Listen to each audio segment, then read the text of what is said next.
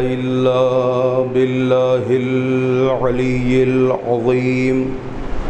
أعوذ بالله من الشيطان اللعين الرجيم. بسم الله الرحمن الرحيم. نحمده ونستعينه نستغفره ونشكره ونتوسل إليه ونتوكل عليه. نصلي ونسلم على خيرته في خلقه حافظ سره ومبلغ رسالاته سيدنا ونبينا وشفينا ومولانا ومولى الثقلين جد الحسنين أبي القاسم محمد.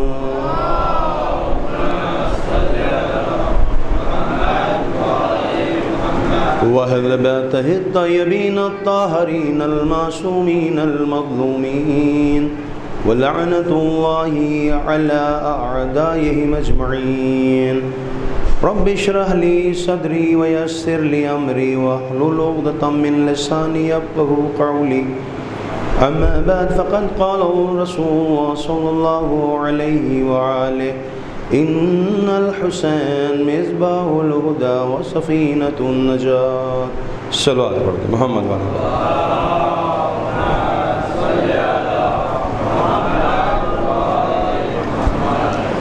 ایک مرتبہ سورہ حمد اور 3 مرتبہ سورہ توحید کی تلاوت فرما کے جملہ مومنین والمومنات مسلمین والمسلمات آپ نے تمام مرحومین کے لیے سال فرمایا. بسم اللہ الرحمن الرحیم. الحمدللہ رب العالمین الرحمن الرحیم صراط الذین أنعمت عليهم غير المغضوب عليهم ولا الضالين. بسم الله الرحمن الرحيم. أحد الصمد لم يلد ولم يولد ولم يكن له كفوا أحد. بسم الله الرحمن الرحيم. قل هو الله أحد الله الصمد لم يلد ولم يولد ولم يكن له كفوا أحد. بسم الله الرحمن الرحيم. قل هو الله أحد الله الصمد لم يلد ولم يولد ولم يكن له كفوا أحد. اللهم صل على محمد وعلى محمد. اللهم صل على محمد وعلى اللهم صل على محمد وعلى محمد وعجل فرجهم. ایک صلوات پڑھ دیں محمد والے پر.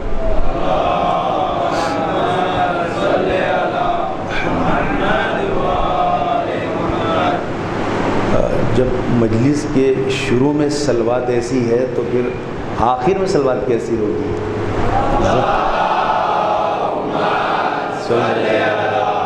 محمد والے محمد وعجل فرجهم. بہرحال جو موضوع گفتگو ہے حسین چراغ ہدایت. حسین کیا ہیں؟ وہ ہدایت کا چراغ ہیں اور پوری دنیا ہدایت کے لیے تیار ہے لینے کے لیے، اور حسین ہدایت دینے کے لیے ہیں. یہی وجہ ہے کہ یہ فرش ہر ایک کے لیے ہے. یہاں کوئی مذہب و ملت قوم فرقہ پابندی نہیں ہے، بلکہ اس فرش کے اوپر ہر ایک کو آنے کی اجازت ہے اور ہر ایک کو دعوت ہے کہ آؤ اور امام حسین علیہ السلام سے ہدایت لے کر کے یہاں سے اٹھو. ایک صلوات پڑھ دیں محمد والے پر.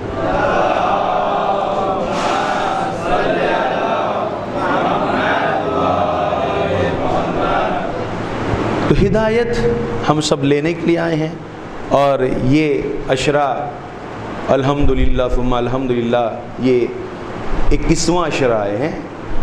21 یعنی 20 عشرے ہو چکے ہیں اس کے. یہ 21واں عشرہ پڑھنے کا مجھے شرف حاصل ہو رہا ہے آپ کے درمیان پہلی بار. لہٰذا کوشش یہی کروں گا کہ جانے کے بعد آپ ضرور اپنی دعاؤں میں ہم کو یاد رکھیں انشاءاللہ والمستعان. اور ہم بھی انشاءاللہ آپ سب کے لیے دعا کرتے ہیں کہ پروردگارہ آپ کی تمام حاجات محمد والے محمد کے صدقے میں اللہ قبول فرمائے. خب ہدایت یہ سلسلہ چلا آ رہا ہے، اور یہ سلسلہ اگر آپ دیکھیں تو تو ہمارے وجود سے پہلے سے چلا آ رہا ہے. یعنی مثلاً اگر آج میری عمر 40 یا 42 سال کی ہے تو یعنی 40-42 سال ہم اس فرش اعضاء سے متمسک ہیں، ہے نا. اب ہر آدمی اپنے اعتبار سے اس فرش اعضاء سے متمسک ہے. بلکہ اگر یوں کہا جائے کہ ہم جب شکم ماں میں تھے اس وقت بھی ہم اس فرش سے متمسک تھے، ہے نا. تو جب اس فرش سے متمسک تھے، اس فرش کی تمام نعمتوں کو ہم چکھ رہے تھے، حاصل کر رہے تھے. لیکن مسئلہ کیا ہے کہ اتنے سال میں ہمیں امپروو کرنا چاہیے تھا، ہے نا. ہمیں وردھی ہونی چاہیے تھی ہمارے اندر، ہے نا. ہمیں آگے بڑھنا چاہیے تھا. جیسے آج ہم ترقی کر رہے ہیں. پہلے زمانے میں موبائل فون نہیں ہوتے تھے، محلے میں ایک ٹیلی فون ہوتا تھا، سب اسی کا نمبر دے دیتے تھے، پورے محلے والے اسی کے یہاں سے ٹیلی فون کراتے تھے. آج الحمدللہ ہر آدمی کے پاس موبائل فون ہو گیا ہے. یعنی ترقی کی ہم. اب ہم نے جو اس فرش اعضاء پر آئے ہیں، کیا ہم نے ترقی کی ہے؟ یعنی ہمارے اندر کوئی امپرومنٹ ہوا ہے اور مزید ہمارے اندر جو ہے وہ یقین میں اضافہ ہوا ہے نا، ایمان میں اضافہ ہوا ہے اور ہم اور زیادہ محکم ہو گئے ہیں. یہ ایک سوال ہے نا. بات واضح ہے کہ نہیں؟ سوال کیا ہے؟ سوال یہ ہے کہ آج ہر چیز ترقی کر رہی ہے اور ترقی نہیں کرتی تو اس کو ہم اچھا نہیں سمجھتے، ہے نا. جو چیز ترقی نہیں کرتی ہے اس کو ہم اچھا نہیں سمجھتے ہیں. ہم اگر اپنے بچے کا ایڈمیشن یا اپنے بچے کا ایڈمیشن اسکول میں کراتے ہیں اور اسکول میں وہ پڑھنے جاتا ہے، لیکن وہ پڑھ تو رہا ہے لیکن کچھ سیکھ نہیں رہا ہے، اس کو آ نہیں رہا ہے. 1 مہینہ گزر گیا، 2 مہینہ گزر گیا، آخر آپ کیا کریں گے؟ آپ جائیں گے اسکول، پرنسپل کے پاس جائیں گے. آخر بات کیا ہے؟ فیس تو تم پوری لے رہے ہو، بچے تو ابھی آیا نہیں کچھ، اس کو ABCD لکھنا نہیں آئی، اس کو 1 2 3 لکھنا نہیں آیا، اس کو چھوٹا بڑا لکھنا نہیں آیا. تو پتہ چلا کہ ہم جب بچے کا ایڈمیشن کراتے ہیں ایک مادی اسکول میں، اس اسکول میں کہ جہاں بچہ پڑھنے کے لیے بھیج رہے ہیں، اس کے اندر امپروو ہو، اس میں گروتھ ہو، اس کے اندر نالج اور بڑھے. لیکن جب بڑھتی نہیں ہے نالج، اس میں اضافہ نہیں ہوتا ہے، ایسی صورت میں کیا کرتے ہیں؟ ہم فوراً پہنچ کر کے سوال طلب کر لیتے ہیں. یہ بتائیے، ہم جو اسکول آپ اپنے بچے کو اسکول بھیج رہے ہیں وہ اس لیے بھیج رہے ہیں تاکہ امپروو کرے وہ، لیکن آپ یہ بچہ پڑھ نہیں پا رہا ہے. تو اب اسی صورت 2 صورتیں ہیں. ایک صورت یہ ہے کہ واقعاً اسکول پڑھا نہیں پا رہا ہے. دوسری صورت یہ ہے کہ فوراً اسکول نے اپنے کلاس ورک کی کاپیاں نکلوائیں، کلاس ورک کی کاپیاں نکلوا کر کے اسے دکھایا، دیکھیے آگے بچے نے یہ رائٹنگ کی ہے یہاں بیٹھ کر کے، یہ بچے نے لرن کیا ہے یہاں بیٹھ کر کے. اب آپ دکھائیے ہوم ورک، ہے نا، ہوم ورک جو ہم نے آپ کو گھر میں کام کرنے کے لیے دیا ہے وہ دکھائیے. تو پتہ چلا کہ ہوم ورک نہیں ہوا ہے تو بچے کے اندر امپرومنٹ نہیں ہوگا. بچے میں امپرومنٹ کب ہوگا؟ جب کلاس ورک کے ساتھ ساتھ ہوم ورک ہو. جب کلاس ورک کے ساتھ ساتھ ہوم ورک ہو تب بچے کے اندر امپرومنٹ ہوگا. اگر آپ بچے کو فل ڈیپینڈ کر دیں گے اسکول کے اوپر تو بچہ کامیاب نہیں ہو پائے گا. بلکہ گھر کے اندر اس کو ایٹماسفیئر ملنا چاہیے، وہ فضا ملنی چاہیے جس میں بچہ پڑھ پائے. بس سوال یہی ہے کہ اتنے سال سے ہم اس فرش اعضاء پر آ رہے ہیں، آیا ہمارے اندر امپرومنٹ ہوا ہے یا نہیں ہوا؟ اگر ہوا ہے کیا کہنے شکر بھیجیں، اور اگر نہیں ہوا ہے تو سوال یہ ہے کہ اس فرش اعضاء پر آ کر کے کیا ہم کوئی چیز نہیں لے جا سکتے؟ کہ نہیں، بیان تو بڑی اچھی اچھی باتیں کی جاتی ہیں، تعلیم تو اچھی اچھی چیزوں کو دی جاتی ہے. اس کا مطلب یہ ہوا کہ کلاس ورک تو ٹھیک چل رہا تھا لیکن ہوم ورک آپ جب یہاں سے نکلے تو بھول کے چلے گئے کہ مولوی صاحب نے بتایا کیا تھا، مولانا صاحب نے سمجھایا کیا تھا، جا کر کے بھول گئے. لیکن جب یہاں تھے تب واہ واہ چاہ کر رہے تھے اور نعرے حیدری لگا رہے تھے. اس کا مطلب یہ ہوا کہ ہوم ورک بھی ضروری ہے. اگر ہم یہاں سے اٹھے تو جو لے کے اٹھے پھر اس پر ہم پریکٹس کرے تاکہ ہمارے اندر امپرومنٹ ہونا شروع ہو جائے. صلوات پڑھ دے محمد وآل محمد پر.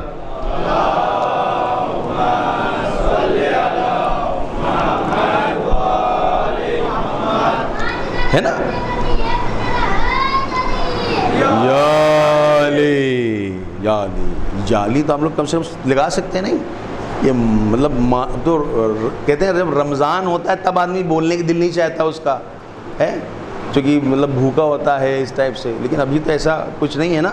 نعرہ حیدری.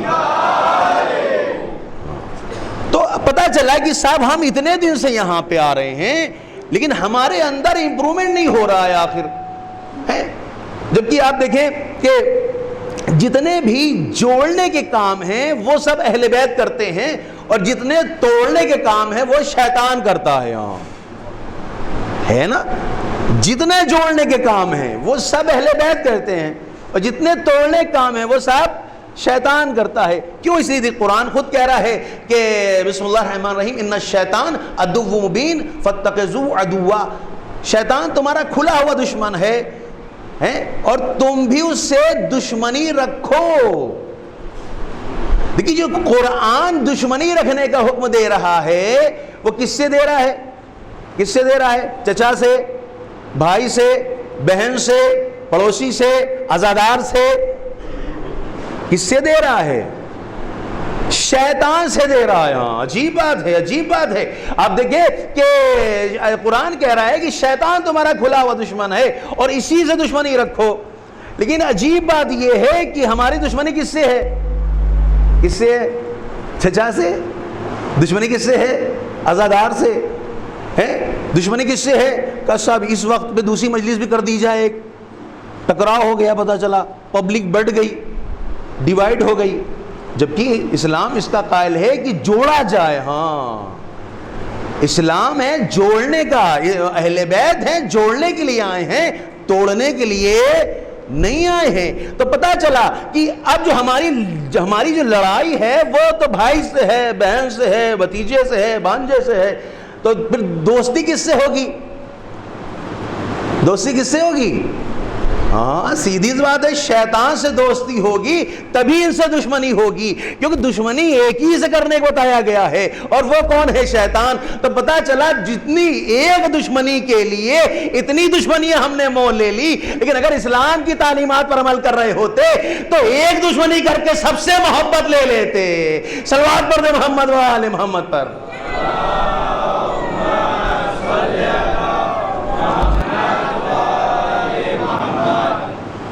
اہل بیت یہ فرش شیزہ کیوں بچھتا ہے؟ یہ اسی لیے بچھایا جاتا ہے. اب مسئلہ یہ آتا ہے کہ جناب والا ہم اتنے وقت سے اس فرش شیزہ پر آ رہے ہیں ہے نا، لیکن ہمارے اندر جو کینہ ہے، جو حسد ہے، جو عداوت ہے، جو بغض ہے وہ تو باقی ہے، وہ تو جا نہیں رہا. ہم سوچے یہ فلاں آدمی اتنا بڑھ گیا ہے، یہ کیسے بڑھ گیا؟ ہم نہیں بڑھ پا رہے. اللہ یہ بھی اس کے ابھی سب ختم کر دے. تو اگر یہ ٹینڈنسی ہے ہمارے اندر، یہ سوچ ہے ہمارے اندر، اس طرح کے وچار ہمارے اندر پائے جا رہے ہیں تو یہ پھر ٹھیک نہیں ہے. جبکہ یہ فرض آیا ہے ہماری ہدایت کے لیے. تو آخر کیوں یہ چیزیں ابھی ہمارے اندر باقی ہیں؟ ہاں یہ کیوں باقی ہیں؟ میں ایک مثال دوں تاکہ بات اچھے سے واضح ہو جائے. میری بات واضح ہو رہی ہے؟ نہیں سمجھ میں آ رہی ہے اچھے سے؟ کوئی مشکل تو نہیں ہے؟ اگر مشکل نہیں ہے تو ایک صلوات پڑھیں محمد والے پر.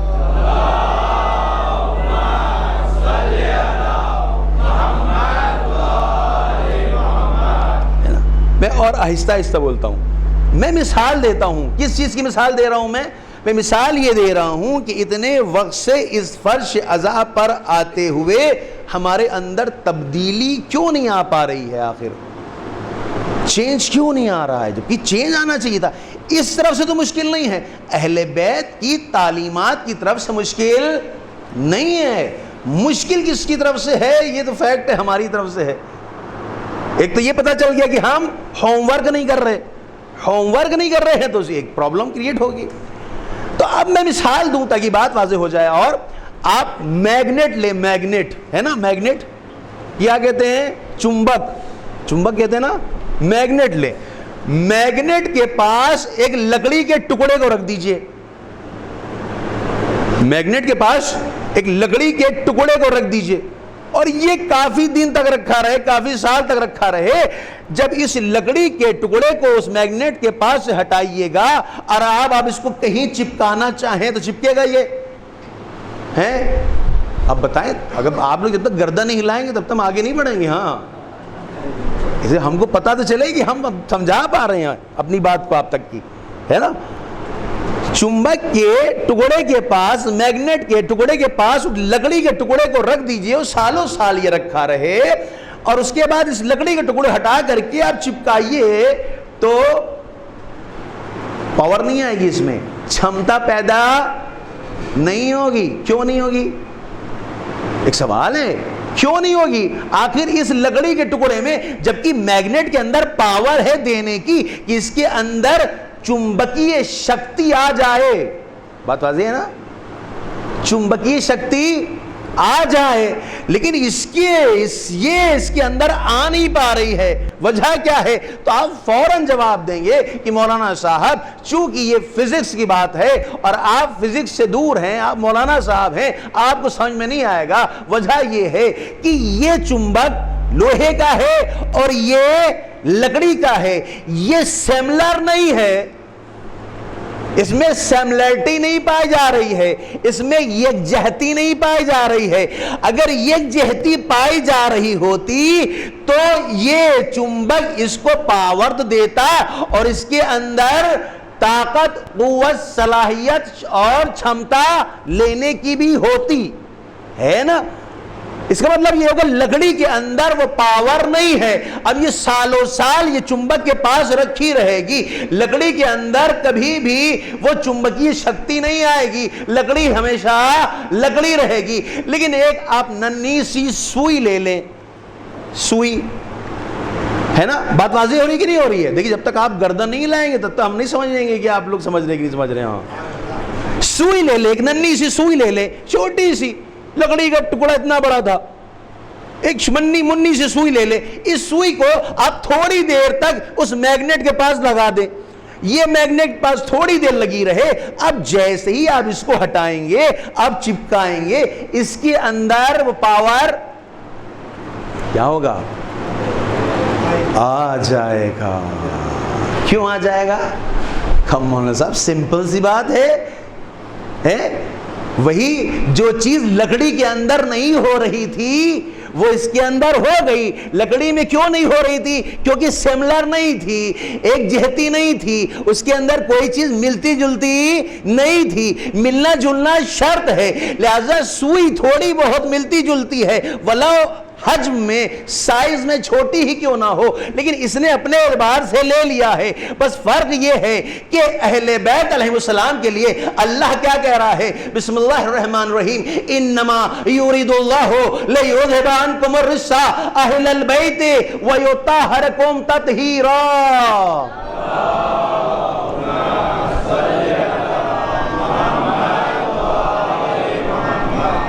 ہے اہل بیت کے لیے کیا ہے کہ نجاست جا نہیں سکتی ہے، پاکیزگی شرط ہے. لہذا ہم کیسے؟ ایسے ہی چلے آئے ہیں. ہاں، کیسے چلے آئے ہم؟ ایسے ہی چلے آئے ہیں. پاکیزگی شرط ہے. پاکیزگی لیے کیا چیزیں ہیں؟ کتنی چیزیں پاکیزگی کے لیے؟ احکام. کتنی چیزیں پاکیزگی کے لیے ضروری ہیں؟ کہا صاحب وضو، تیمم، غسل، یہ 3 چیزیں تو ہیں نا، چوتھی چیز تو نہیں کوئی. پتہ چلا کہ پاکیزگی کے لیے 3 چیزیں ضروری ہیں. کیا چیزیں ہیں؟ وضو ہے، تیمم ہے اور غسل ہے. اب جو کر سکتا ہے، جس کے اوپر جیسی احکام وارد ہیں وہ ایک الگ مسئلہ ہے. اس کا مطلب یہ ہوا کہ جس طرح سے سوئی کے اندر تھوڑی بہت اپنے اعتبار سے اس نے اپنے آپ کو بنا لیا تھا، اگر ہم اپنے اعتبار سے طاہر ہو کر کے آتے کہ اہل بیت آئیں گے، ہم اپنے اعتبار سے طاہر ہو کر کے جائیں، لہٰذا ہماری طہارت بہت چھوٹی سی ہے، ہمارے اعتبار کی ہے، ان کی طہارت ان کے اعتبار سے ہے، لہٰذا ہو سکتا ہے تھوڑی بہت ارتباط ہو جائے، اور یہی ارتباط کا آنا انسان کی ترقی اور سعادت ہے. صلوات پڑھ دو محمد وآل محمد پر.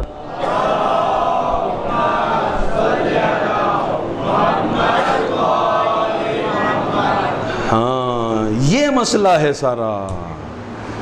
اس کا مطلب کیا ہوا؟ اس کا مطلب یہ ہوا کہ ہم جب فرش اعضاء پر آئیں تو اچھا، اگر ابھی آپ سوال کر لیں، کیا مثلا آپ جو ہیں وہ نجس ہیں؟ ایک سوال، نجس ہیں؟ کوئی نہیں کہے گا صاحب کسی بات کر رہے ہیں، فرش صاحب بیٹھے، نجس کیسے ہوں گے؟ اب ہم آپ سے کہیں کہ آپ نماز پڑھیں گے،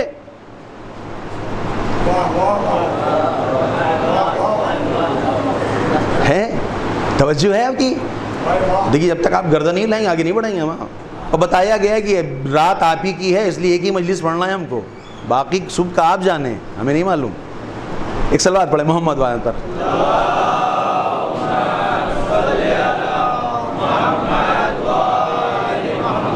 ہے بھائی آپ پاک ہیں؟ ہاں ہیں، نماز پڑھ لیجئے. خیر نہیں پڑھ سکتے، پاک کیسے پھر آپ؟ کہ نہیں صاحب کچھ چیزیں ایسی ہیں عبادات جن کے لیے طہارت شرط ہے، جن کے لیے طہارت شرط ہے. یا اللہ طہارت شرط لگا دیا ہے کہ اہل بیت کے پاس جا نہیں سکتے ولو تم اپنے جیسے طاہر کیوں نہ ہو، جب تک ان جیسے نہیں بنو گے تب تک تمہارے اندر کوئی چیز نہیں آ سکتی ہے. آتے رہو گے جاتے رہو گے کوئی امپرومنٹ نہیں ہوگا، لیکن تم طہارت کے ساتھ آؤ گے، یقین جانو کچھ لے کر کے جاؤ گے. ایک صلوات پڑھ دو محمد والے محمد پر.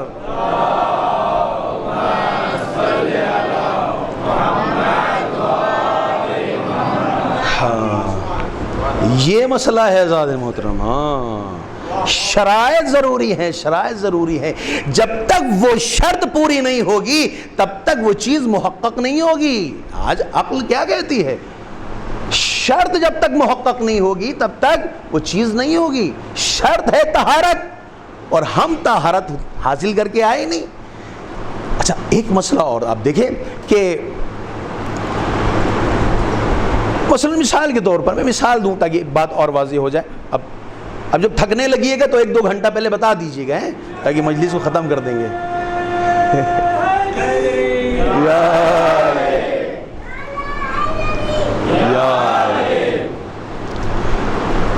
مثلا ایک کوئی بڑا آدمی ہے، مثلا اس آپ کے علاقے کا سی ایم آ گیا، مثلا ہے گجرات کا سی ایم، اور آپ کو موقع مل جائے ملنے کا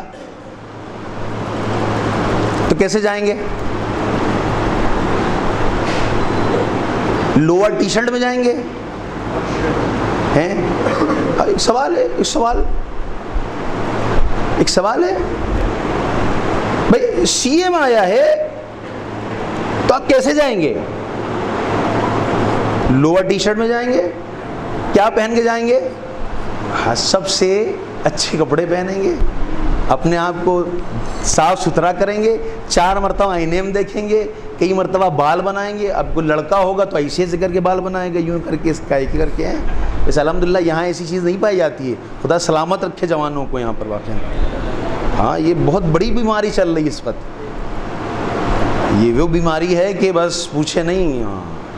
کہ جہاں عاشورائی کلچر نہیں ہوگا وہاں یہ تمام کلچر اپنے آپ پھیلتے چلے جائیں گے، لیکن جہاں عاشورائی کلچر ہوگا وہاں کوئی کلچر کی دال نہیں گلے گی. ہاں دال نہیں گلے ہے نا.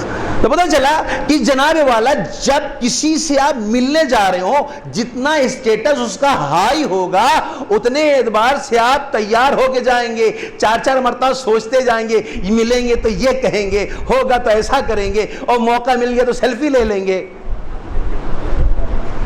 ہے نا؟ ہے ایسا نہیں ہے؟ غلط تو نہیں کہہ رہا. اب ایمان سے بتائیے آپ دنیا کی بلکہ کائنات کی سب سے عظیم ہستی کون ہے؟ رسول اکرم صلی اللہ علیہ وآلہ وسلم.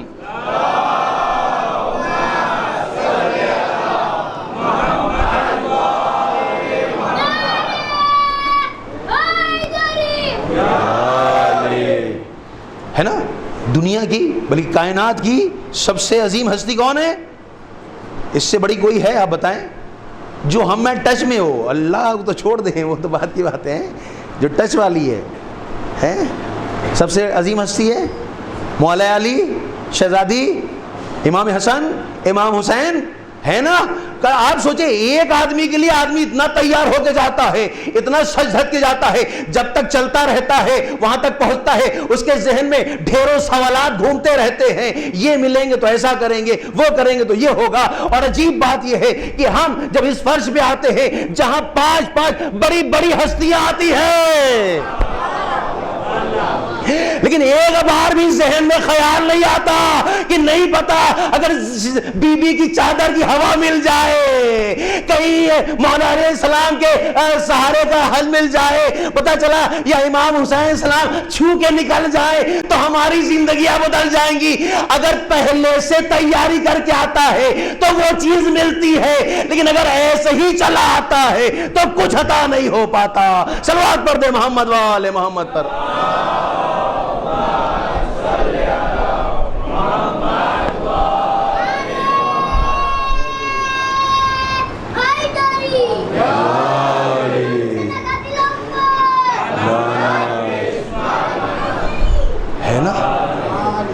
بتائیں ہاں ہم ایسے ہی اٹھتے ہیں, میں اپنے بارے میں بتا رہا ہوں, ہاں یہ ساری گفتگو اپنی ہے. اٹھتے ہیں ہم ایسے ہی, کیا ہوا کہاں رہے, مجلس جا رہے ہیں, خالی بیٹھے تھے, چلو مجلس ہو لیں گے, کچھ ثواب مل جائے گا. ہاں ثواب مل جائے گا, لیکن ہم محض ثواب کے لیے آئے ہیں. آپ بتائیں, محض ثواب کے لیے نہیں ہم آئے ہیں, حسینی بندے آئے ہیں, ہم حسینی بننے آئے ہیں, ہم حر بننے آئے ہیں. حر حر حر کیسے تھا بتائیں آپ, ہیں ایک جملے نے, یعنی امام حسین علیہ السلام کے ایک جملے نے حر کی پوری زندگی تبدیل کر دی. ایک جملے نے کیا کہا. اب دیکھیے کون ہے یہ, دشمن اہل بیت ہے, دشمن امام حسین ہے. اس کی وجہ سے جو ہے امام حسین السلام پر پانی اسی وجہ سے بند ہوا تھا. لیکن آپ دیکھیں جب در حسین سے وابستگی ہو تو کیسے ہدایت ہوتی ہے. ہاں منٹوں سیکنڈ نہیں لگ پاتے ہدایت میں. اس کی آج آسان سی مثال دی جا سکتی ہے, جیسے آپ موٹر سائیکل اسٹارٹ نہیں کرتے ہیں, ایک تو پینڈل سے اسٹارٹ ہوتی ہے, ایک جو پش کر کے اسٹارٹ ہوتی ہے. پش کیسے ہوتی ہے, کہا جب 2 تار جیسے ہی لگتے ہیں ویسے ہی انجن اسٹارٹ ہو جاتا ہے. ہاں یعنی یہ جرقہ جسے کہتے ہیں, یہ ایک ٹچ ہونا, یہی ٹچ ہونا ہدایت پا جاتا ہے. ہاں بہت ٹائم کی ضرورت نہیں ہوتی. اس فرش عذاب بعض اوقات ہمارے دل میں بھی بہت چیزیں لگ گئی, ارے ایسا نہیں ہونا چاہیے تھا, لیکن اگر حر بن جاتے اور کھڑے ہو جاتے کہ آج کے بعد سے ہم اسی پر عمل کریں گے, تو یاد رکھیں پھر شیطان ہمارا کچھ بگاڑ نہ پاتا. لیکن ہم کھڑے نہیں ہو پائے. سوچا تو تھا, ذہن میں تو آیا تھا, لیکن ہم نے اپنے ارادے کو پست کر دیا. لیکن ہمارا ارادہ اگر محکم ہوتا تو یقین جانے ہم بھی گناہوں سے دور ہو چکے ہوتے ہیں. یہ ہدایت کیسے ملے گی عزیزو؟ ہدایت ملے گی کہ ہم پورے پلان کے ساتھ آئیں. گھر سے نکلیں تو کس لیے جا رہے ہیں؟ کہا اہل بیت سے ملنے جا رہے ہیں. اور ایک عجیب بات بتائیں آپ کو, اب سننے کے لیے صلوات پڑھیں محمد والے پر.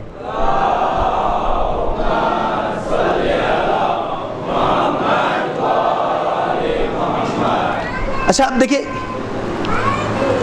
یا علی, اس بچے کے لیے آپ بلند ترین صلوات پڑھیں محمد والے پر.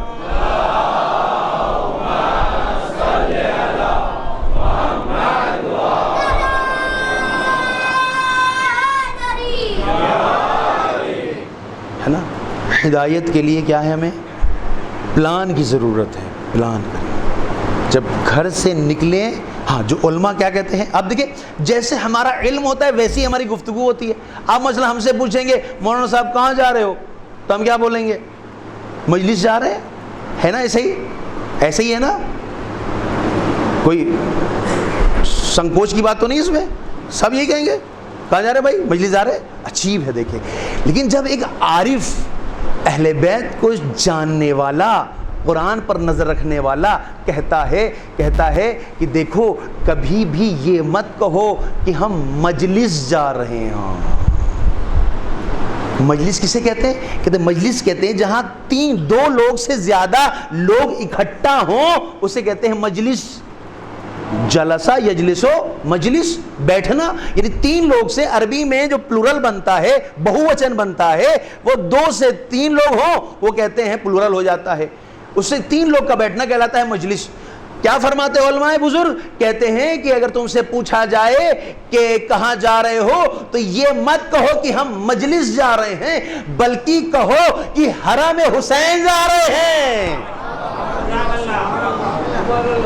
ہاں دیکھا آپ نے، دیکھیے کتنا، اب مجلس کہیں گے اب فوراً ایسے ہی چلے آئیں گے، ہم ایسے ہی چلے آئیں گے، لیکن جہاں کا حرم حسین، اب جب حرم حسین آیا تو سیدھی سی بات ہے، شرط ہے اس کے لیے پاکیزگی کی، طہارت کی، اب وضو کرے گا، اور جب وضو کر کے چلے گا تو یقیناً روایتوں میں ہے کہ حرم کے لیے جاؤ تو ذکر الہی کرو، استغفر اللہ ربی واتوب الیہ، اے پروردگارہ مولا حسین کی زیارت کے لیے جا رہے ہیں، قبول کر لینا ہماری اس عبادت کو، قبول کر لینا، اور اس کے بدلے میں ہمارے تمام گناہوں کو معاف کر دینا۔ اللہ اکبر۔ ہاں یعنی ذہن میں وہ چیزیں آنے لگیں گی۔ ہاں اس کا مطلب یہ ہوا کہ ہم جب آئیں گے تو پورے ہوش اور حواس کے ساتھ آئیں گے، اور یہی اہل بیت چاہتے ہیں۔ ہم غافلوں کو پسند نہیں کرتے، ہم باشعور کو پسند کرتے ہیں۔ صلوات پڑھ دے محمد و آل محمد پر۔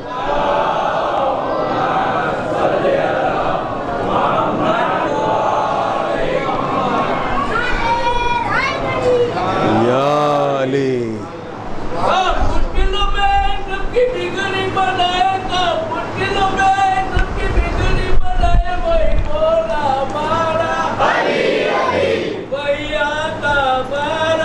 علی علی یا علی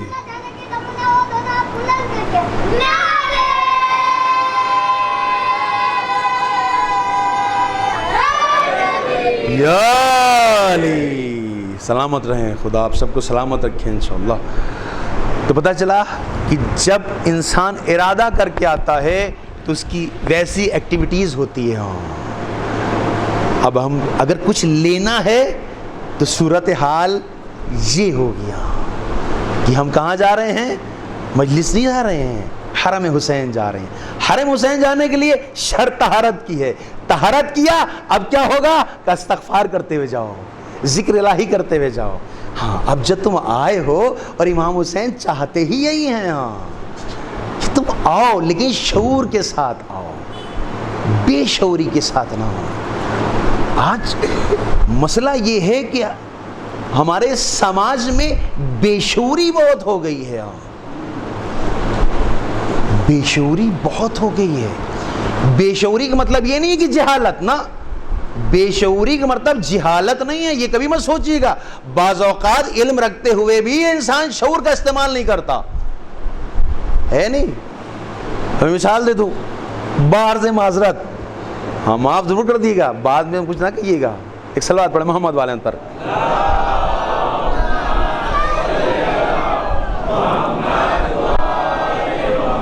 ہے نا شعور ہے، بے شعور کیا ہے؟ مثلا دیکھیں اب سگریٹ دیکھیں، سگریٹ کی ڈبی ہے نا، سگریٹ ڈبی، یا مثلا جو وہ گٹکھا کھایا جاتا ہے نا، اس پہ فوٹو بنا ہوتا ہے، ایک فوٹو بنا ہوتا ہے نا، کس چیز کا ہوتا ہے وہ؟ ہاں یہ سڑا ہوا دکھاتے ہیں اس میں نا، سڑا ہوا۔ سگریٹ ڈبی کے اوپر پھیپڑے دکھاتے ہیں جلے ہوئے، ہے نا، آدمی دیکھ رہا ہے۔ اچھا ایک آدمی کہے صاحب ہم پڑھے لکھے نہیں ہیں، ارے پڑھے لکھے نہیں ہو تو فوٹو دکھ رہا ہے نا،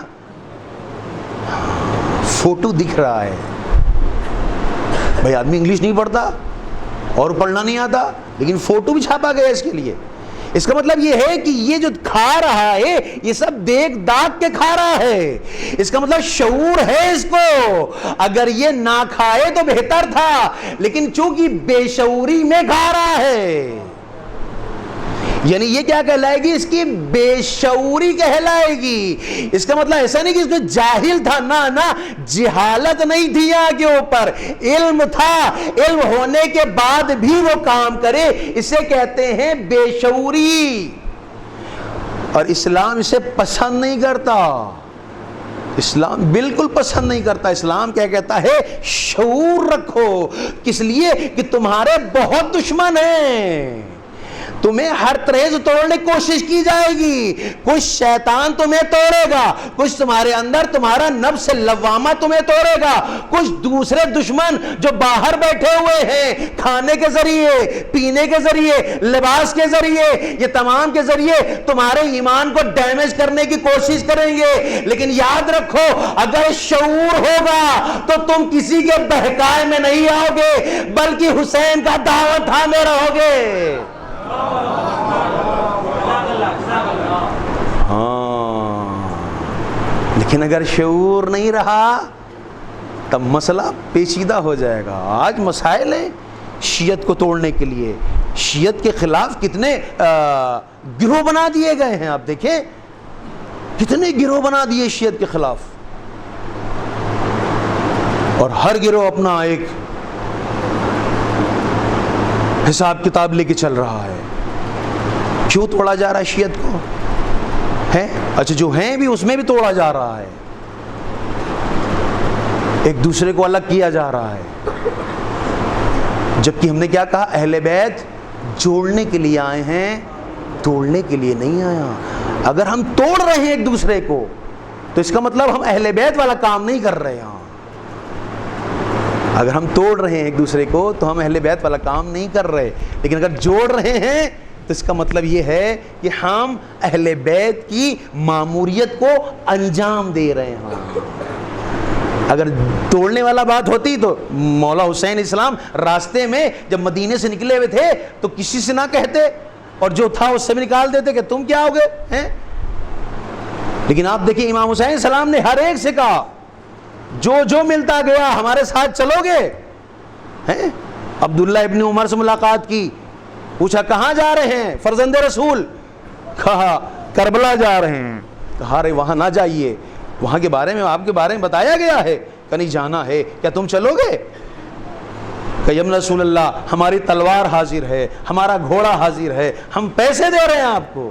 کہ نہ تمہاری تلوار کی ضرورت ہے، نہ تمہارے پیسے کی ضرورت ہے، نہ تمہارے گھوڑے کی ضرورت ہے، ہمیں تمہاری ضرورت ہے۔ اگر توڑنے کا کام کرتے تو کہتے تم عبداللہ ابن عمر ہو، تم سے کیا مطلب؟ نہیں، امام نے کہا نہیں آؤ، کل کو یہ نہ کہتے کہ انہوں نے ایک فرقے کو اکٹھا کر لیا۔ یہی وجہ ہے کہ کربلا میں تمام لوگ تھے، اس میں مسیحی بھی ہیں۔ وہاب قلبی کون ہے؟ مسیحی۔ اکٹھا کیا آؤ تم ہمارے پاس۔ اب دیکھیں تو پتا چلا کہ یہ چیزیں جو آج ہمارے معاشرے میں پھیل رہی ہیں، ہم کہیں نہ کہیں عزاداری سے دور ہو رہے ہیں۔ شکل عزاداری کی ہے لیکن جو اصل عزاداری ہے وہ نہیں ہو رہی۔ شکل عزاداری اور اصل عزاداری فرق ہوئی جا رہی ہے۔ ہم نے سیاہ لباس تو پہن لیا ہے لیکن کردار حسین نہیں ہے ہمارے اندر۔ سیاہ لباس پہننا جو ہے وہ فرق ہے، اصل ہے کردار حسین کا رکھنا، اصل ہے ایثار و قربانی۔ جو عزاداری ہمیں دیتی ہے وہ یہ ہے کہ تم کس کے لیے کتنا اپنے آپ کو ایثار کر رہے ہو، کتنا تم قربان کر رہے ہو۔ اور یہ ایک نیچرل چیز ہے، یہ ایک فطری چیز ہے کہ آپ جتنا جت کے لیے اپنے آپ کو قربان کریں گے اتنا زیادہ اللہ آپ کی توفیقات میں اضافہ کرتا چلا جائے گا، ہے نہیں؟ آپ دیکھیں ایک گیہوں ایک دانہ گیہوں جب زمین میں ڈالا جاتا ہے تو وہ اثار کر دیتا ہے اپنے وجود کو، لیکن جب اپنے وجود کو نثار کرتا ہے تو اللہ اس کے بدلے میں کتنے گیہوں ایک دانے سے پیدا کرتا ہے۔ ایک 700 گیہوں، یعنی ایک گیہوں کے دانے سے جہاں اس نے اپنے آپ کو ایثار کیا، قربان کیا، اللہ نے اس میں 700 دانے عطا کیے، اور اللہ یہی کہہ رہا ہے کہ ہم تمہارے فضل میں اضافہ کر دیں گے۔ ایک بار ایثار کر کے تو دیکھو، بس اگر ہم ایثار کرتے ہیں یقین جانے اللہ ہماری تمام توقیفات میں اضافہ کرے گا۔ صلوات پڑھ دے محمد و آل محمد پر۔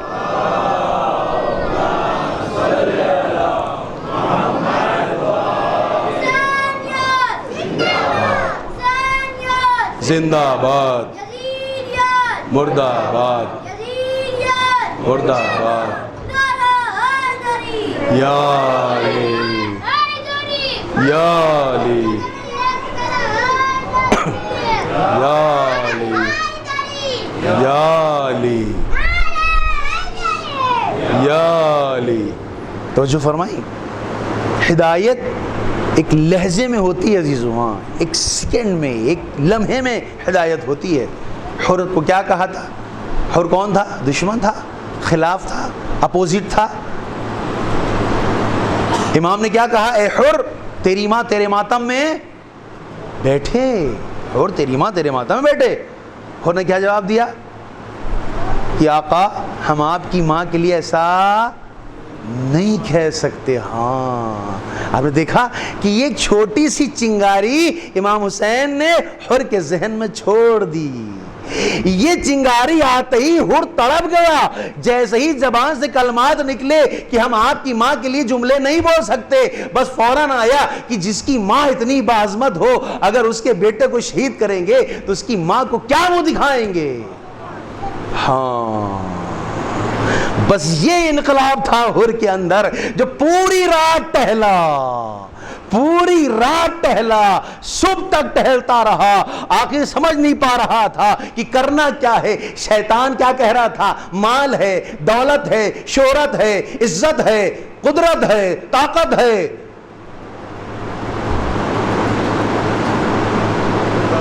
ادھر نفس لوامہ کیا کہہ رہا تھا؟ حر کتنے سال جیو گے، زندگی کتنے سال کی ہوگی، عمر کتنے سال گزارو گے، یہ پیسے کب تک عیش کرو گے، کب تک تمہاری شہرت کام آئے گی۔ یقین جانو اگر حسین کے ساتھ آ گئے تو ابدی زندہ رہو گے، لعنت اللہ سے علیہ السلام میں تبدیل ہو جاؤ گے۔ اللہ اکبر۔ آپ دیکھیں یعنی حر جیسا گناہگار جو امام حسین سے وابستہ ہو جائے وہ معاف ہو جائے، جس نے لجام فرج پر ہاتھ ڈالا ہو، جس کی وجہ سے بچے پیاسے ہو، جس کی وجہ سے تمام کچھ تو کشتار، جس کی وجہ سے جناب زینب لرز گئی ہو۔ لیکن ہم نے تو ایسا کوئی کام نہیں کیا ہے نا، ہم نے گناہ کیا ہے لیکن ہمارے گناہ اتنے بڑے نہیں ہیں عزیزوں۔ لیکن جب حر معاف ہو سکتا ہے تو ہم اور آپ کیوں نہیں معاف ہو سکتے؟ ہم کو یہی بیٹھانا اپنے ذہن میں۔ لیکن جب بیٹھ جائے تو پھر دامن اہل بیت کو چھوڑنا نہیں ہے۔ جیسے ایک بار جب جیسے حر نے ایک بار جو چھوڑا یزید کا دربار، ایک بار چھوڑا جو یزید کا خیمہ، تو دوبارہ جب منہ کیا تو مد مقابل کھڑے ہو کے کیا۔ ہاں آمنا سامنا مقابلہ کیا ہے۔ اب ہم اگر دامن حسین کو پکڑ لے تو اب ہمیں مقابلہ کرنا ہوگا، کس کا؟ شیطان کا۔ شیطان کہے گا بھائی سے دشمنی کرو، کہا استغفر اللہ، ہم کیسے کر سکتے ہیں؟ اس لیے کہ میرے آقا نے کہا تھا کہ جب میرے آقا کے بھائی کا انتقال ہوا کیا کہا؟ ان کفرا ظہری، اے عباس تیرے مرنے سے میری کمر ٹوٹ گئی۔ یعنی اس کا مطلب بھائی کی اہمیت کیا ہے؟ ریڑھ کی ہڈی۔ اسلام بتا رہا ہے بھائی یہ ہے، اہل بیت بتا رہے بھائی یہ ہے، یعنی تمہاری قوت، تمہاری طاقت ہے بھائی۔ لیکن آج ہم کیا سمجھ رہے ہیں؟ بھائی کو اپنے دشمن سمجھ رہے ہیں۔ ہاں اب دشمن سمجھ رہے ہیں، اسی لیے ہم کامیاب نہیں ہو پا رہے ہیں، ہم آگے نہیں بڑھ پا رہے ہیں، ہمارے اندر کسی طرح کا کوئی امپرومنٹ نہیں ہو رہا ہے عزیزوں۔ ہم جی رہے ہیں، خالی جی رہے ہیں۔ امپرومنٹ کب ہوگا؟ امپرومنٹ اس وقت ہوگا جب ہم چاہیں گے۔ کس اعتبار سے؟ ان شرائط کے اعتبار سے جو اہل بیت چاہتے ہیں۔ دشمنی ہمیں صرف ایک سے کرنی ہے، وہ کون ہے؟ شیطان۔ وہ کون ہے؟ دشمنان اہل بیت۔ لیکن اگر ہمارا بھائی ہے نا آج ناراض ہو گیا، ہو جانے دو، تھوڑی دیر کے بعد پھر منا لیں گے اسے۔ ہاں یہ جذبہ ہونا چاہیے۔ ہم کتنی اللہ کی مخالفت کرتے ہیں، کتنی مخالفت کرتے ہیں، پھر بھی اللہ سے چاہتے ہیں اللہ رحم کرے ہمیں اوپر۔ عجیب بات ہے، یعنی ہم گناہ کریں، خطائیں کریں، لغزشیں کریں، لیکن ہم اللہ سے ہمیشہ رحم کی بھیک مانگتے ہیں، اور اگر ہمارے لیے میرا بھائی کچھ کر دے تو ہم رحم کرنے کے لیے تیار نہیں۔ اللہ کہہ رہا ہے کہ تم رحم کرو تو ہم تمہارے اوپر رحم کریں۔ ہاں ہم جب تک رحم نہیں کریں گے تب تک اللہ بھی رحم نہیں کرے گا۔ ہاں بھول جائیں ہم عزیزوں، ہمیں رحم کرنا ہوگا تاکہ اللہ رحم کرے۔ ہمیں اپنے بھائی پر رحم کرنا ہوگا اگر اس نے گستاخی کر دی ہے، اگر میرے بھتیجے نے گستاخی کوئی بدتمیزی کر دی ہے تو ہمیں معاف کرنا ہوگا، اس لیے کہ اللہ ہمیں معاف کرے۔ یہ الگ بات ہے کہ بعد میں جب ماحول ٹھنڈا ہو بیٹھ کے ہم بات کر کے اس کو سمجھائیں کہ یہ بات ٹھیک نہیں تھی۔ ہاں ہم اپنے درمیان اہل بیت و قرآن کو لے کر کے آئیں، لہٰذا یہی فرمایا گیا ہے کہ جب تمہارے درمیان اختلاف ہو تو قرآن و اہل بیت کو لے کر کے آؤ تاکہ دشمنیاں رنجشیں دور ہو جائیں۔ جب قرآن و اہل بیت کو لے کر کے آؤ گے تو شیطان فرار کر جائے گا۔ چیز بتائی ہے کس طرح سے تمہیں اپنے درمیان صلح کرنی ہوگی۔ اگر تم بالذات آؤ گے تو یقیناً تمہارے درمیان شیطان آڑے آ جائے گا، حائل ہو جائے گا، لیکن جہاں تم قرآن و اہل بیت کو لے کر کے آؤ گے تو بھی شیطان رک نہیں پائے گا۔ یہ درس، یہ جگہ، یہ فرش ہمیں کیا دیتا ہے؟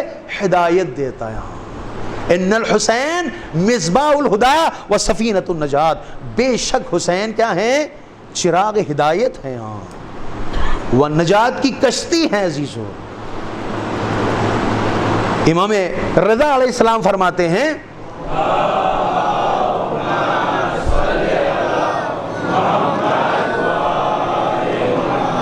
کہ ہم یا لے یا لے یا لے یا لے ہے نا، مولا فرماتے ہیں کہ ہم سب نجات کی کشتی ہیں، ہم سب۔ تم کسی کا دامن تھام لو گے نجات پا جاؤ گے، لیکن امام حسین کی کشتی اوسع و اسرع، یعنی بڑی وسیع ہے، جتنے لوگ سوار ہو جائیں ہاں آتے چلے جائیں گے اور بہت تیزی سے نجات پا جائیں گے، یعنی اس میں لمحہ بھر بھی نہیں لگے گا اور وہ نجات یافتہ ہو جائے گا، وہ ہدایت یافتہ ہو جائے گا۔ جیسے آج آپ دیکھیں کہ سائنٹسٹ جو ہیں وہ تعجب کرتے ہیں کہ کربلا میں اتنے لوگ کیسے اکٹھا ہو جاتے ہیں جبکہ زمین چھوٹی ہے۔ تو کیا کہا یہ زمین لاسٹک کا کام کرتی ہے کہ لوگ بڑھتے جاتے ہیں زمین بڑھتی چلی جاتی ہے، زمین بڑھتی چلی جاتی ہے۔ یہ کمال کس کا ہے؟ یہ کمال ہے حسین کا، یہ جو حسین کا کمال ہے وہ کسی کا نہیں ہے۔ اتنی عظیم ہستی ہے حسین، اللہ اکبر۔ اب کسی بھی امام کی تربت کی خاک نہیں کھا سکتے آپ، قبر کی خاک نہیں کھا سکتے آپ، حرام ہے، اصلاً جائز نہیں ہے۔ آپ پہنچ گئے بقیع، آپ نے کہا لاؤ یہاں امام ہیں اٹھا کر کے رکھ لیں منہ میں، نہیں کھا سکتے آپ، جائز نہیں ہے۔ لیکن امام حسین السلام کے لیے کہا گیا ہے ہاں یہ تربت کیا ہے؟ خاک شفا ہے، شفا۔ عجیب۔ آیت اللہ حجت جن کا مدرسہ ہے حجتیہ کے نام سے، ان کے لیے ہے کہ جب وہ صبح میں اٹھتے تھے تو وہ اپنی زبان کو تربت حسین سے مس کرتے تھے، مس کرتے تھے اور کہتے تھے کہ میں نے صبح جو کی ہے اے آقا میں نے آپ کی تربت سے کی ہے، لہٰذا اس زبان سے ہمیشہ سچائی کی باتوں کو کروں، نیکی کی باتوں کو کروں، ہاں پاکیزگی کی باتوں کو کروں۔ اور آپ کے بارے میں ہے کہ جب آپ کا انتقال ہوا ہے تو آپ نے کہا کہ تربت حسین مجھے لا کے دی جائے، تو آپ کے منہ میں تربت حسین رکھی، آپ نے دونوں ہاتھ اٹھا کے کہا کہ پروردگارا میں جو تیری دنیا سے جا رہا ہوں تو یہ آخری نعمت جو سب سے حسین ترین سب سے افضل نعمت ہے اسے کھا کے تیری بارگاہ میں آ رہا ہوں۔ اللہ اکبر۔ اب دیکھیں یہ ہے تربت حسین، اور روایت میں بہت تاکید ہے اس کی۔ اگر اصل تربت مل جائے، باقاعدہ امام صادق کی دعا ہے کہ اس تربت کو، اس دعا کو پڑھ کر کے تربت کھائی جائے اگر، تو یقین جانے اس کو شفا اللہ عطا کرے گا، شفائے روحی ہو چاہے شفائے جسمی ہو، لیکن مقصد کیا ہے؟ اس تحت کھائی جائے۔ اگر ہدایت کے لیے انسان کھا رہا ہے تو ہدایت ہوگی، نجاست و غلاظت کو دور کرنے کے لیے اس کو چکھ رہا ہے تو نجاست و غلاظت دور ہوگی اور اس کے اندر طہارت آئے گی چیزوں۔ لہٰذا یہ کیا ہے؟ فرش عزا کیا ہے؟ یہ ہدایت کا ذریعہ ہے اور بہترین ذریعہ ہے عزیزوں۔ ایسا ذریعہ دنیا کے کسی کونے میں آپ کو نظر نہیں آئے گا، کسی جگہ نظر نہیں آئے گا۔ آج آپ دیکھیں یعنی دنیا بے بس ہے، لاچار ہے کہ جتنے بھی کالج، جتنے بھی اسکول، جتنے بھی یونیورسٹیز ہیں، آپ اس میں دیکھیں سن و سال کی قید ہے نہیں۔ نرسری کلاس جو ہوتا ہے، نرسری کلاس، اس میں +3 کے بچے لیے جاتے ہیں، 3+ ہے۔ اگر اس نرسری کلاس میں ایک 80 سال کا بوڑھا چلا جائے تو کیا ہوگا؟ اٹھا دیا جائے گا اسے۔ 14 سال کا لڑکا چلا جائے تو اٹھا دیا جائے گا، کہیں یہ تمہارے لائق نہیں ہے، تمہارا سن زیادہ ہے۔ اس کا مطلب یہ ہے کہ نرسری کلاس ایک محدود سن و سال کے لیے مخصوص ہو گیا ہے۔ اگر یہی ہائی اسکول ہو، اب اس ہائی اسکول میں ایک 5 سال کا بچہ چلا جائے تو بیٹھنے دیں گے؟ نہیں بیٹھنے دیں گے، اس کو ہٹا دیں گے، نہیں تمہاری عمر اس کی نہیں ہے، تم جاؤ فرسٹ کلاس میں، سیکنڈ کلاس میں۔ اس کا مطلب یہ ہوا کہ جتنی بھی یونیورسٹیز ہیں، جتنے بھی کالج ہیں، سب میں سن و سال کی قید ہے کہ اس اسٹینڈرڈ کا یہ کلاس ہوگا، اس اسٹینڈرڈ کا یہ کلاس ہوگا۔ لیکن یہ واحد یونیورسٹی ہے جہاں نہ سن کی قید ہے، نہ سال کی قید ہے، نہ عمر کی قید ہے۔ بچے آتے ہیں اپنے اعتبار سے لے کے جاتے ہیں، بوڑھے آتے ہیں اپنے اعتبار سے، جوان آتے ہیں اپنے اعتبار سے۔ یہ معجزہ ہے حسین علیہ السلام کا۔ صلوات پڑھ دو محمد و آل محمد پر۔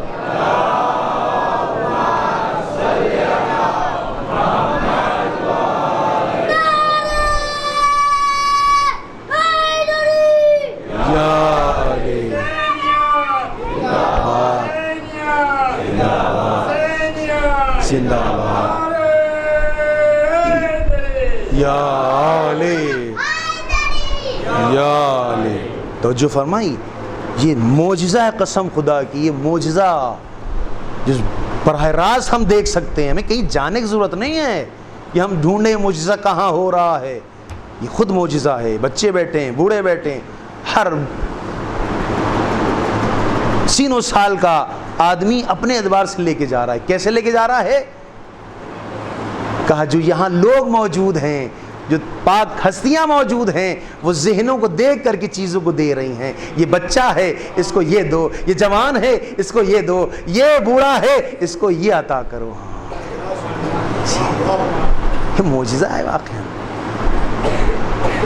اور خدا نے لطف و کرم کیا ہے کہ اس فرش عزا پر بیٹھنے کی توفیق ملی ہے۔ قسم خدا کی روایت میں ہے کہ فرش عزا پر وہی آتا ہے کہ جس کو بی بی توفیق دیتی ہیں۔ ہر ناقص انسان اس فرش عزا پر نہیں آتا، اس فرش عزا پر نہیں تھا۔ یہی وجہ ہے بعض علماء جب اس فرش سے اٹھتے ہیں تو باقاعدہ اس فرش کو اپنے ہاتھوں سے مس کر کے چہرے کے اوپر اور سینے کے اوپر ملتے ہیں اور سر پر ملتے ہیں۔ کیوں؟ اس لیے کہ یہ عزادار کے پیر پڑے ہیں ہاں، اور یہ عزادار کوئی معمولی نہیں ہے ہاں۔ یہ فرش عزا پر جب بھی کوئی آتا ہے اللہ اس کے گناہوں کو معاف کر دیتا ہے ہاں، بخش دیتا ہے۔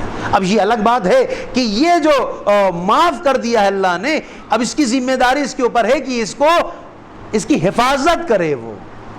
اس کی حفاظت اس کی ذمہ داری ہے کہ اللہ نے گناہ معاف کر دیا. اب یہاں سے اٹھے پتہ چلا بالکل ایسے ہی جیسے ابھی ابھی شکم ماں سے باہر آئے ہیں, ایک نو مولود بچہ, لیکن اب باہر نکل کے اپنے آپ کو ان گناہوں سے روکنا اس کی ذمہ داری ہماری ہے. اگر یقین جانے ہم نے اپنے آپ کو روک رکھا ہے اور اس حالت میں موت آ جاتی ہے, یقین جانے ہم شہید مریں گے.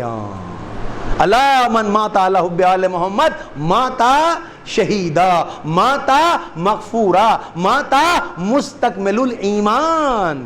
جو اہل بیت کی محبت میں مر جائے. اہل بیت کی محبت کیا ہے؟ یہی ہے کہ ہم اہل بیت کی محبت میں فرش ازا پر آئے ہیں, گریہ کرنے کے لیے آئے ہیں. کس کے اوپر گریہ کرنے آئے ہیں؟ کہ جس کو رلا رلا کے مارا گیا. اللہ, رلا رلا کے مارا گیا. امام حسین خود فرما رہے ہیں انا قتیل الابرار, مجھے رلا رلا کے مارا گیا. بہت رونے کے اوپر بڑی حدیث سے عزیزوں, اور بعض لوگ بہت اعتراض بھی کرتے ہیں کہ کیسے ہو سکتا ہے معاف ہو جائے, کیسے ہو سکتا ہے.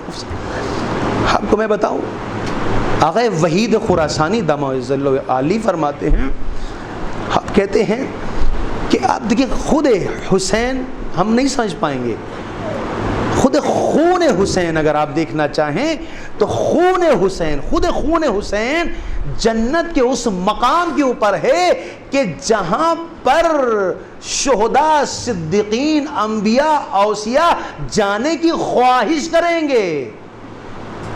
یعنی جہاں یہ بڑے بڑے حضرات جانے کی خواہش کر رہے ہیں وہاں خون حسین ہے, تو سوچے پھر حسین کہاں ہوگا. اس کا مطلب حسین نے ایسا کیا انجام دے دیا ہے کہ جس کا اتنا مقام بلند ہو گیا, جس کے خون کا مقام اس جگہ پر ہے. اللہ اکبر. حاشیسو امام رضا کیا فرماتے ہیں؟ امام رضا کہتے ہیں یبن شبیب ان کنتا باقیاں للشیء, اے شبیب کے بیٹے جب تمہیں کسی چیز پر رونا آئے تو ہمارے جد حسین پر گریہ کر لیا کرو. پوچھا کیوں؟ فَإِنَّهُ ذُبِحَ, کیوں؟ اس لیے کہ میرے جد کو ذبح کر دیا گیا تھا. سنیں گے کیسے ذبح کیا تھا؟ امام نے خود اپنے الفاظ سے بیان کیا ہے, یہ خود مصائب امام رضا کی زبانی ہے عزیزو. امام فرماتے ہیں ذبیحہ, ہمارے جد کو ذبح کر دیا گیا تھا. کس طرح؟ کما یذبح کبش, جس طرح سے گوسفند کو ذبح کیا جاتا ہے. کہا مولا گوسفند کو کیسے ذبح کیا جاتا ہے, نہیں سمجھے؟ کہا تم نے کبھی گوسفند کو ذبح ہوتے دیکھا ہے؟ گوسفند کو جب ذبح کیا جاتا ہے تو لوگ اسے دیکھ رہے ہوتے ہیں, اور کوئی یہ کہیں کہتا کہ تم اسے ذبح کیوں کر رہے ہو, اسے کیوں مارے ڈال رہے ہو؟ ارے کربلا کے میدان میں ارے ہمارا جان اسی طرح سے ارے ذبح ہو رہا تھا, لوگ حلقہ بنائے کھڑے تھے, کوئی نہیں کہہ رہا تھا ارے فاطمہ کے لخت جگر, رسول کے نور عین, علی کے سکون کو کس جرم میں ذبح کر رہے ہو. اجرکم اللہ. خدا ان آنسو پر رحمت نازل فرمائے, خدا ان آوازوں پر برکت نازل فرمائے. عزیزو دعا کرے, اے میرے پروردگارا ان آنکھوں کو توفیق دے کہ عزائے حسین میں یہ آنکھیں اشکبار ہو سکے, ہماری شفاعت کا ذریعہ بن سکے. اجرکم اللہ. روایت میں ہے امام صادق علیہ السلام فرماتے ہیں تم کو پتا ہے کہ تمہاری آنکھوں میں آنسو کیسے آتا ہے؟ راوی کہتا ہے نہیں پتا. آقا بتائیے. کہا تمہیں معلوم ہے جب میرا جد حسین ارے تمہارے چہرے کی طرف دیکھتا ہے تو تمہارے آنکھوں سے آنسو جاری ہونے لگتے ہیں. دوسری روایت میں امام حسین کہتے ہیں کہ میں مومن کے آنکھ کا آنسو ہوں, یعنی یہ آنسو نہیں ہے, خود حسین اپنی تعبیر بتا رہے ہیں. دوسری روایت میں ہے کہ جو روئے یا رلائے یا رونے والے کی صورت بنائے. عجیب ہے. آپ دیکھیں بعض عبادات میں ریا جو ہے وہ گناہ ہے، حرام ہے. آپ ریا نہیں کر سکتے، لیکن عجیب بات ہے یہ عزائے حسین، یہ عبادات کا رونا نہیں آتا ہے تم کو، آنسو نہیں نکلے ہیں، تھکے ہوئے ہو، پہلے سے روئے ہوئے ہو، لیکن ثواب تم کو لینا ہے، گناہ بخشوانا ہے، بارگاہ معبودی میں اپنے استغاثے کو پہنچانا ہے، تو رونے والی صورت بنا لو. ارے اپنے چہروں کو، اپنے گھٹنوں کو رکھ لو، کربلا کا منظر یاد کرو. ارے شمر نے حسین کے بالوں کو پکڑا تھا، ارے گردن پر خون خنجر چلا.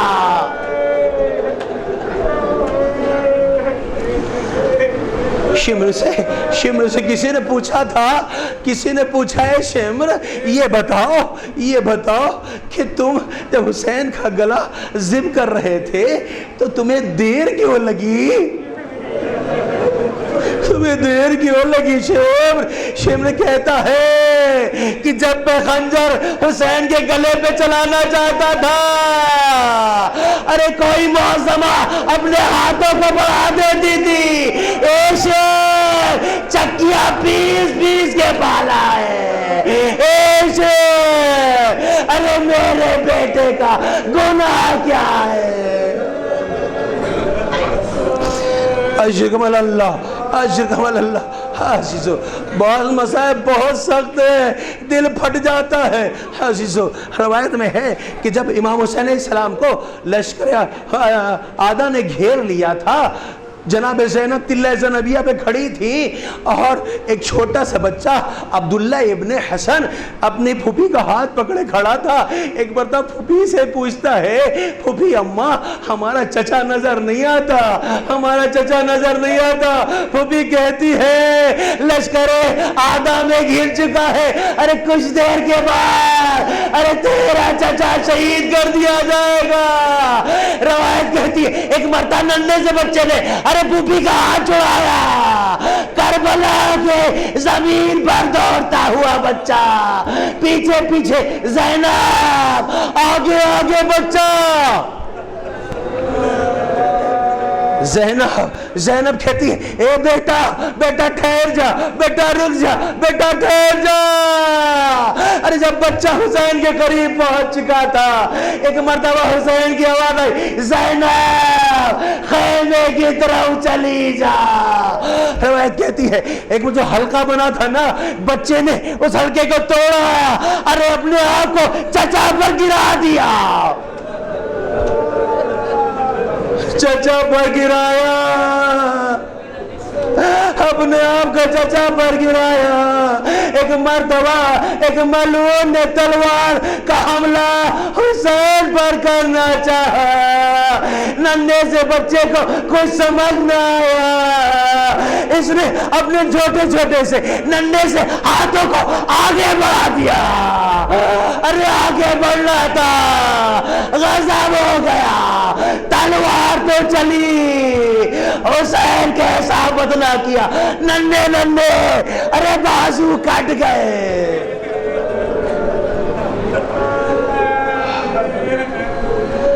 جیسے ہی بچے کے بازو کٹے، ایک مرتبہ ماں در خیمہ پہ کھڑی تھی، بچے نے کہا یا اماں اقطعوا یدی، اے اماں ارے ہمارے ہاتھ کاٹ دیے گئے. اے اماں اب چچا کی محافظت کیسے کروں گا؟ اجرکم اللہ. اے پروردگار ان آنسوں پر رحمت نازل فرما، ان آوازوں پر برکت نازل فرما. عزیزو ادھر بچے نے کہا اماں چچا کی حفاظت کیسے کروں گا؟ ایک مرتبہ خون نکل رہا تھا، بچہ نڈھال ہوا، حسین نے سینے سے لگایا، کہا اے بیٹا تھوڑی دیر کے بعد تو اپنے بابا سے ملے گا، رسول سے ملے گا، دادا سے ملے گا. ادھر حسین حسین اپنے بھتیجے سے باتیں کر ہی رہے تھے کہ ایک مرتبہ حرملہ نے چلے کمان میں تیر جوڑا. ارے اب جو تیر چلا اس ننھا سا بچہ جو حسین کے سینے پر لیٹا تھا اس کے سینے سے ہوتا ہوا حسین کے جا لگا. بچہ چچا کے سینے پر منقلب ہو گیا. ایک مرتبہ زمین کربلا ہلی, سیاندیاں چلی, آواز آئی قد قتل الحسین بکربلا, قد ذبح الحسین بکربلا.